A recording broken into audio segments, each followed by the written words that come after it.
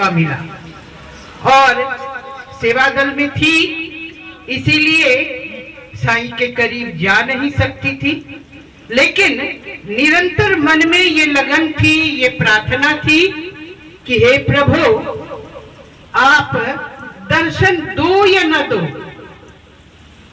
जिस प्रकार लाइन में बैठी हुई थी, बाबा को जाना होता था दूसरी दिशा में, क्योंकि उस समय वहां फूलों की रंगोली बना करते थे।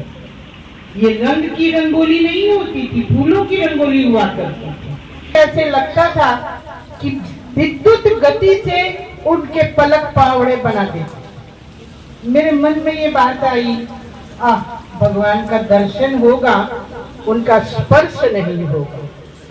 एक बच्चा था जो अबोला था, उसकी माँ स्पष्टिक जैसा बच्चा था, उसकी माँ एक स्लेट और एक चौक लेके बैठी हुई थी और सिर्फ साईं साईं पुकार रही। बाबा दूसरी गली से आके उसके पास आए, उसके स्लेट में क्या लिखा न लिखा मैं सिर्फ कोई बहुत खतरनाक बताया। ये सत्य साईं सेवा संगठन आज साधना शिविर काजीचक में रखा गया है, इसका क्या मेन उद्देश्य है?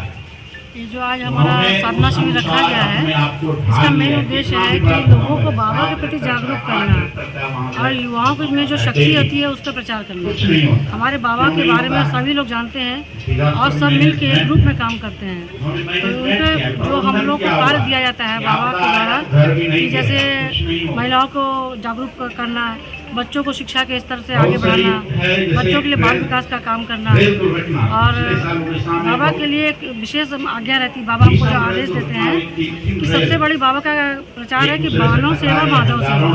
तो हम जब किसी मनुष्य की सेवा करते हैं, सेवा मतलब उसके हाथ पैर दबाना नहीं होता है, जैसे उनको किसी चीज़ की आवश्यकता है, तो कोई गरीब है, गरीब को नीचे से ऊपर उठाना है, जैसे बच्चे हैं अनपढ़ हैं तो उनको बाबा के बारे में बताना, उनको पढ़ाई के बारे में जागरूक करना, और घर घर जा करके या गांव में जा करके गांव के लोगों को इस चीज़ को बताना पड़ता है कि गांव में सफाई कैसे रखी जाए, जिससे उनको बीमारी का सामना ना करना पड़े।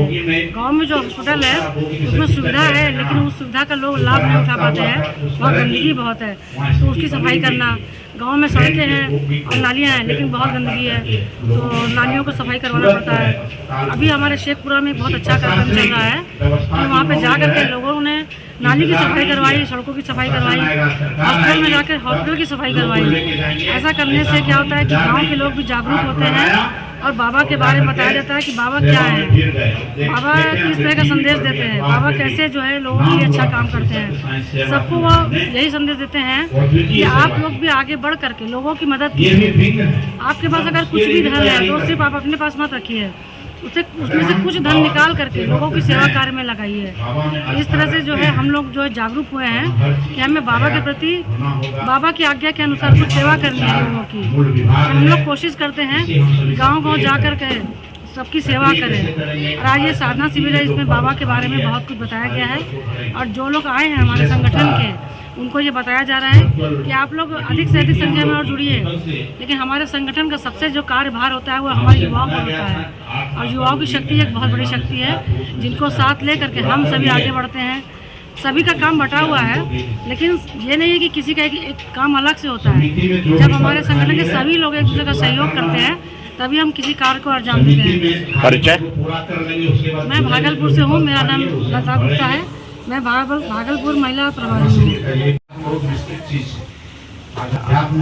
बताएं, ये आज सत्य साईं सेवा शिविर, साधना शिविर का आयोजन प्रत्येक साल किया जाता है, क्या बोलना चाहिएगा चैनल के माध्यम से? चैनल के माध्यम से हम बोलना चाहेंगे श्री सत्य साईं सेवा संगठन के द्वारा भागलपुर जिला में प्रत्येक वर्ष 1 या 2 बार साधना शिविर कैंप लगाया जाता है। इसके माध्यम से हम लोग जन पब्लिक में ये उद्देश्य या प्रेरणा देना चाहते हैं कि सत्य साईं सेवा संगठन एक सेवा संगठन है। इसके द्वारा हम लोग किसी भी गरीब का सेवा करते हैं।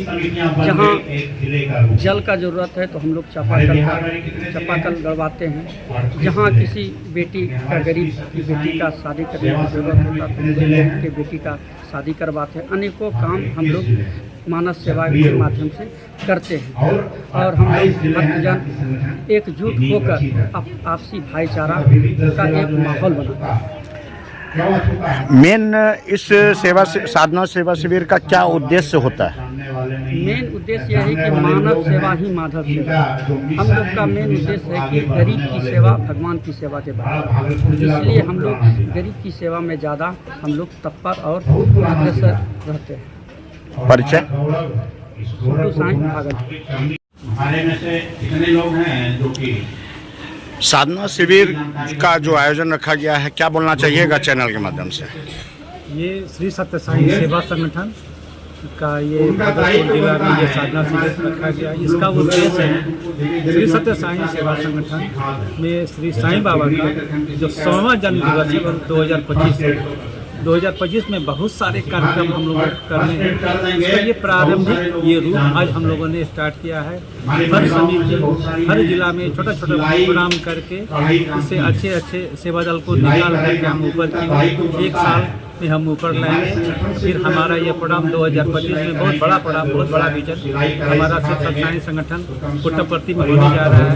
इसके लिए हम लोग स्थानीय स्तर पर और जिला स्तरीय स्तर पर, यानी कि साईं भगवान का 100वां जन्मदिन है 2025 कब जन्मदिन इनका पड़ता है? 26 नवंबर 23 नवंबर 2025 को उनका 100वां जन्म दिवस मनाया जाएगा। उसकी तैयारी आज से हम लोग आरम्भ। परिचय आपका? मैं दीपक कुमार श्रीवास्तव, बिहार राज्य श्री सत्य साईं सेवा संगठन संयुक्त राज्य सेवा समन्वय के पद पर हूँ। क्या बताना चाहिएगा साईं भगवान के बारे में? सर्वप्रथम तो मैं भगवान के चरण कमलों में साईं राम बोलूँगा। साईं इस युग के मानव रूप में भगवान का अवतरण, इस विषय को जन जन में फैलाना है। इसका एक माध्यम है संगठन जो भगवान ने दिया, सब साईं सेवा संगठन। और इसी संगठन के माध्यम से आज भागलपुर डिस्ट्रिक्ट में ये साधना शिविर रखा गया। इस संगठन से जितने जुड़े हुए हों, चाहे वो सेवक हों चाहे वो भक्त, सभी को साध्य करना है, अपने आप को परिवर्तन लाना है, एक नया दिशा देना है समाज में, साईं का अनुयायी बन के, साईं का संदेश बन के। इसी सिलसिले में बाबा का 100वां वर्ष की गांठ की तैयारी में हम लोग लगे हुए हैं और आगे 2025 में इसकी भव्यता पूरे विश्व स्तर पर दिखेगी। परिचय? मेरा नाम सुबोध कुमार गुप्ता है। मैं श्री सत्य साईं सेवा संगठन बिहार का जोनल कोऑर्डिनेटर।